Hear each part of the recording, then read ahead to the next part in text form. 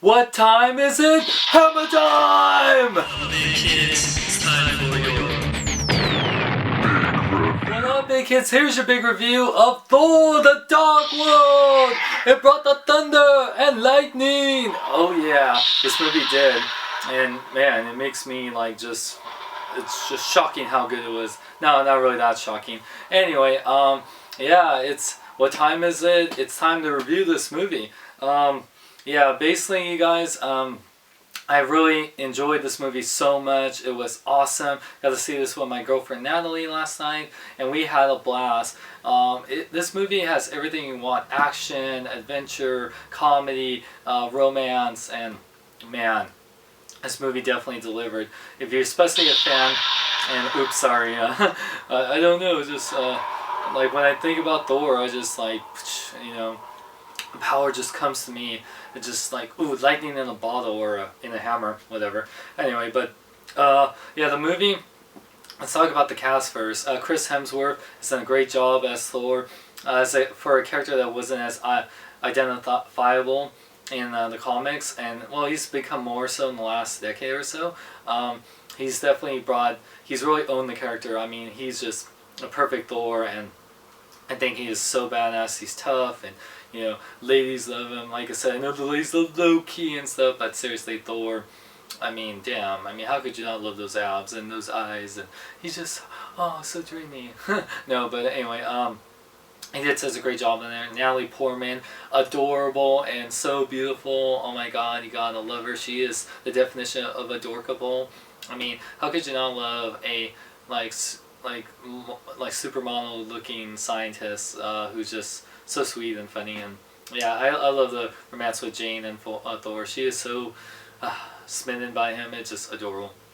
I also love, of course, Tom Hiddleston as Loki. He stole the show once again. He's pretty much the Marvel equivalent of the Joker. He's probably one of my favorite villains of all time. Even though Iron Man's my favorite villain, I mean, hero. Oh, Iron Man's a bad guy now. What the hell? Even though he's my favorite hero, the villains. I mean, I think of Loki now as probably the best Marvel, one of the best Marvel villains, at least cinematically, compared to like, I don't know, like Magneto or like just anyone else, or I guess Spider-Man's villains. I guess after the Spider-Man villains, he's my favorite, like of the Marvel villains.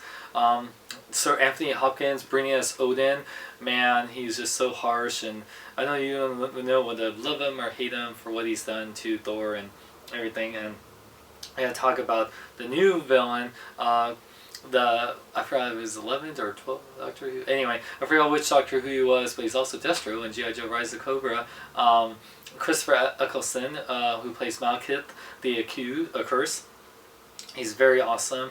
The villain, I mean, he wasn't like the most, like compared to Loki, he kind of warps in comparison, but still, you know, he really brought in, and he really can speak Elkish really well. I love Dark Elves, so you know, very cool. Anyone that plays Skyrim like I do, and my girlfriend does, we love playing as the Dark Elves.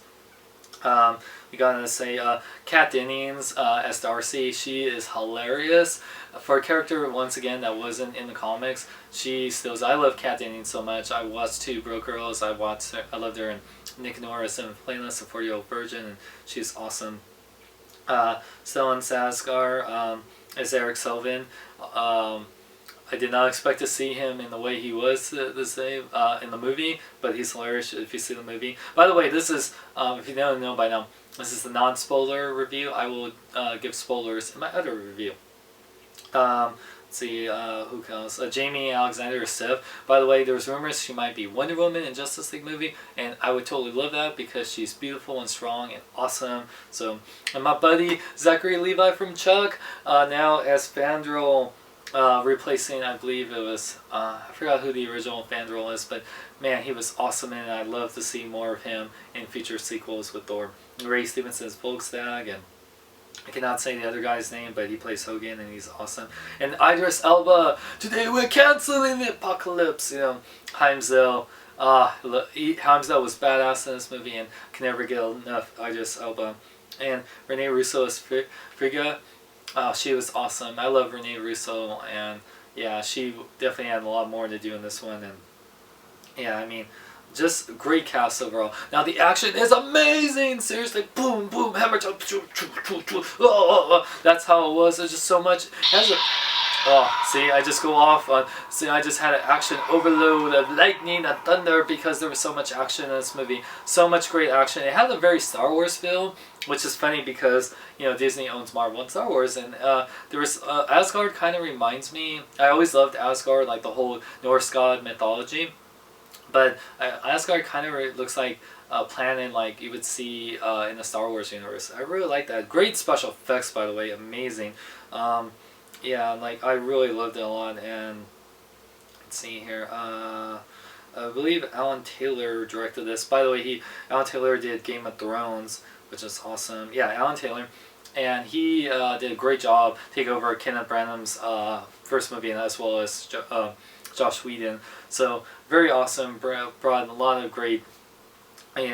Like the story, like I said, the story has some a little pacing issues here and there, and you really have to pay attention to get what's going on, especially with Malekith. But it's basically, you gotta stop a guy from. I keep doing that. I'm sorry. I don't know why I keep doing it. From taking over the whole 9 realms and stuff. You could see Jotunheim, who was in the first movie. That's where Loki's from, the Frost Giants, and yeah, just very cool to see. Man, especially there's some really cool action sequence going in between the 9 realms.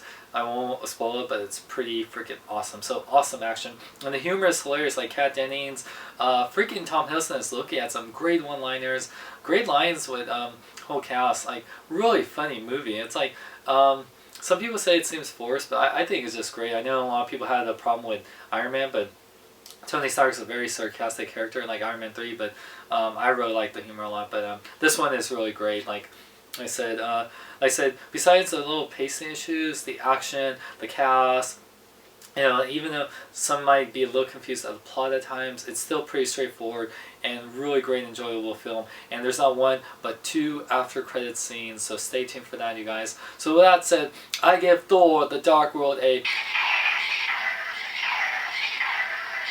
4.5 lightning bolts out of 5. Like I said, it was almost a 5 out of 5, but I really love it. I can't wait to see it again in theaters. Want to see it in 3D. I didn't see it in 3D, but there's a lot of parts, especially with the Rainbow Bridge, that looked like it would be really amazing in 3D. So I definitely gotta check it out.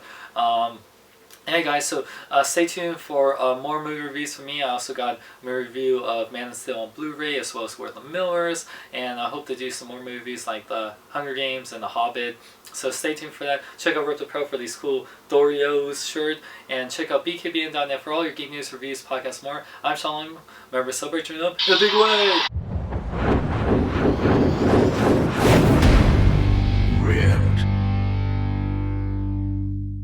Check out bkbn.net. Jason David Frank, Tommy the Green Ranger.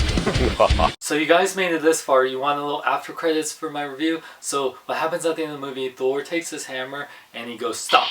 Hammer time. Dun dun dun dun dun dun dun dun dun dun. Can't touch this. Dun dun dun dun dun dun dun dun dun dun dun dun dun. I know I killed this joke to the ground.